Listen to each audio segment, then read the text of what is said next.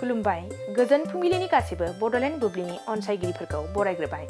दिनै 14 जानुवारि रबिबारनि फानजामुथिखौ फरायथिनो लादों आं फामि ब्रह्म नार्जारिया। फानजामुथिनि गिबियाव दङ मेष राशि। गोजौ फारसे जौगानो हागौ, गोदान लामा मोननो हागौ, मोजां सान। वृष राशि। गुन गोनां हाबा मावना बयजोंबो सन्मान होजागोन, सुखु गोजोना फैगोन। मिथुन राशि। मानिबा जाहोनाव सोरजोंबा सुथुर जानो हागौ, साना जेथो गोनां जागोन। कर्कट राशि। मावनो लानाय थांखिया फैमाल जानो हागौ, गोसोआ दुखु जानो हागौ। सिंह राशि। गोजान लामा दावबायनो हागौ, गोसोआव रंजाखांनाय फैगोन, मोजां सान। कन्या राशि।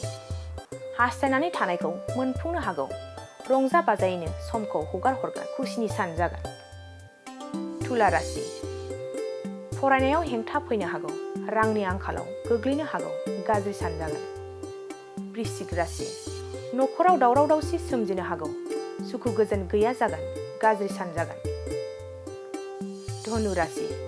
थांखिखौ जाफुंहोनायाव नाजानाया फैगोन, गोब्राब नाजानायजोंनो आद्रा थानाय खामानिया जाफुंसारनो हागौ। मकर राशि। नोंथांनि मोजांखौ सुथुरा नायनो हाया जागोन, सुथुरनि नोजोराव गोग्लैगोन, गाज्रि सान जागोन। कुम्भ राशि। गोबाव समनिफ्रायनो आसा खालामना थानाया जाफुंसार जागोन, मोजां सान जागोन। मीन राशि। थांखांनाय समफोरखौ गोसोखांनानै बिखा खालामनो हागौ, दुखुजोंनो सानखौ हगार हरनो हागौ। दिनै सानसेनि राशि फरायथिनायाबो एसेनोसै। आसा खालामो नोंथांनि दिनैनि साना मोजाङै मोजां थांगोन, बेखौ बड'लेण्ड बुब्लिनि नखरनिफ्राय मिजिंथिबाय। दानिया फैदो नोंथांनि फानजामुथिखौ बड'लेण्ड बुब्लिनि हेफाजाबजों मिथिना लानि। गोजोन्थों। बाजाज बाइक लानो गोसो गुदुं सुबुंफोरनि थाखाय गाहाम खौरां। माग बिहु फोरबोआव लाबोदों क'क्राझार सहराव थानाय दावहारु अट' एजेन्सिया फैगौ 15, 16 आरो 17 जानुवारियाव माग बिहु अफार्स आरो लोगोसे मेगालन आरो एक्सचेन्ज मेला होगासिनो दं। बायगिरि बिथांमोना एसेल' बिबांनि रां होग्रोनानै गाव गावनि लुबैनाय बाइकखौ बायनो हागोन। दावहारु अट' एजेन्सिया बायगिरि बिथांमोननो लवेस्ट डाउन पेमेन्ट होनानै बाइक लानो हागोन।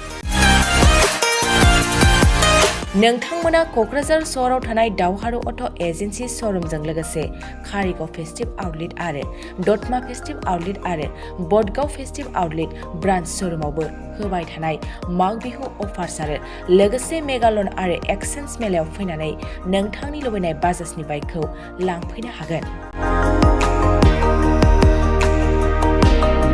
बाजाजनि बाइक सालायनो मोजां मोनग्रा रायजो राजाफोरनो दावहारु अट' एजेन्सि श'रुमा लोगोसे मोजां अफारफोरबो लाबोदों।